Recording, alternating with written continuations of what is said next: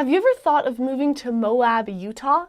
It's a super cool place. The first thing you're going to love about Moab is that it has a really small town feel. In fact, the nearest city isn't for 250 miles. There are only about 500 people who live there. And for some people that might not be a good thing, but if you like small towns, which the majority of our surveyed people did, then that is a positive. That's something that's good to know. It's not always super small because they do have a lot of tourists coming in and out. So if you do want more people, there is that. That's different from a normal small town, but yeah, generally it has a small town feel. The next thing a lot of people mentioned was the proximity to adventure or the nearness of nature that was just beautiful, and you could go hike, swim, camp.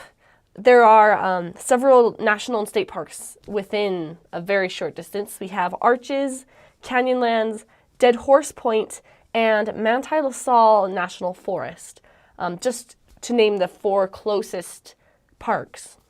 And just the canyons and the red rocks are just really beautiful. So if that's something that if you're into outdoor sports or just good scenery in general, this is probably the place for you. Another really good thing about Moab is that they have a lot of clean air.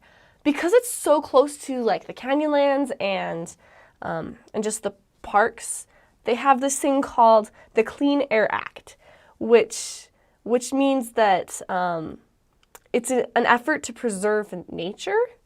So the Canyonlands and the state parks, they're a Class 1 area, and because it's so close to Moab has cleaner air than a lot of other cities do, because all the area around it, people are trying to preserve the clean air, to preserve nature, and so there are restrictions in place, and yeah, so especially for people with like asthma or other respiratory problems who need to have good breathing, this could be a really good place. One of the things that was brought up more than any other point was that Moab has a really mild winter. So it does snow in the higher elevations, but not generally down in the area of the town. And temperatures don't generally get colder than 20 degrees. That's about the bottom max. That is pretty cold, but compared to a lot of the cities where it gets below freezing at times, this winter is really mild. So that can be really nice. So this next point can be negative or it can be positive. It just depends on who you are and what you value, I guess. We had people arguing both sides, but Moab is 4 hours from the next major city. So the 2 closest cities major cities are about 250 miles away.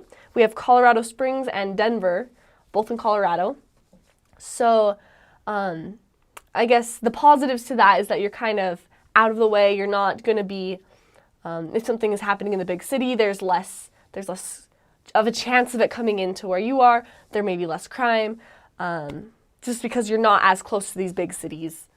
But on the flip side, if you want to go to visit a big city, you have to drive for 4 hours, basically. If you've lived in Moab and you know more things that should have been brought up, feel free to write them in the comments below, and then it'll be accessible for whoever needs to be hearing this. If you want more information about Moab, Utah, you can check out our website. It's lifey.org, lifey.org/Moab-Utah. We'll put a link in the description below, and there we'll have some of the surveys that we took this from with a lot of other questions. So that's definitely helpful. I hope you have a good day.